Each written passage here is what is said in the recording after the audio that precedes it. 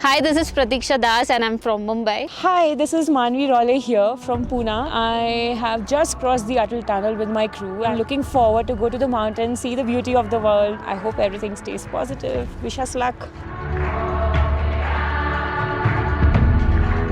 I would really like to thank goEgoNetwork for arranging the entire Kaza trip. It is a Pune-based startup. We have our R&D in Netherlands and we are the only Made in India certified, ARI certified, OCPP certified company, and all our products of all our chargers are entirely born, brought up and everything from India only.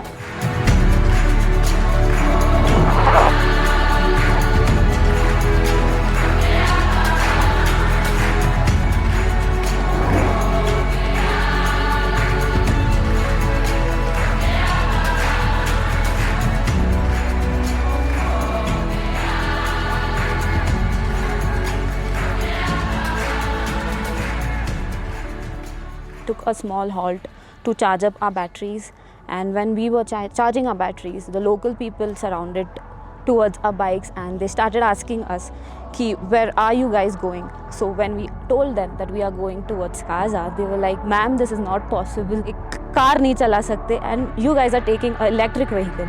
But the best part was that the sound of nature, the sound of silence could be heard, EV making no noise, just two vehicles going on the path was immensely, immensely beautiful for us.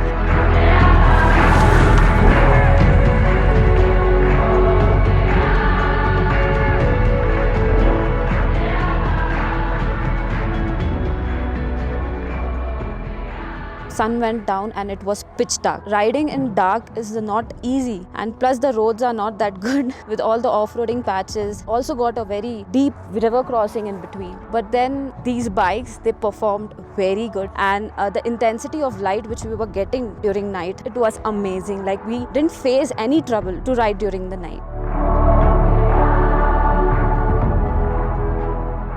Here we are installing our chargers for both two-wheeler and for four-wheeler. We actually want to promote sustainability, and it is a long going and saying that people cannot travel in an EV to a longer distance. That is why we want to remove this myth all over, and so much towards the nature. We want to promote sustainability and green products and a green lifestyle. Hence, we want to do the EV charging here. Hello everyone, my name is Mahinder Pratap Singh. I'm SDM of Kaza. Today I just drove this electrical vehicle from Manali to Kaza.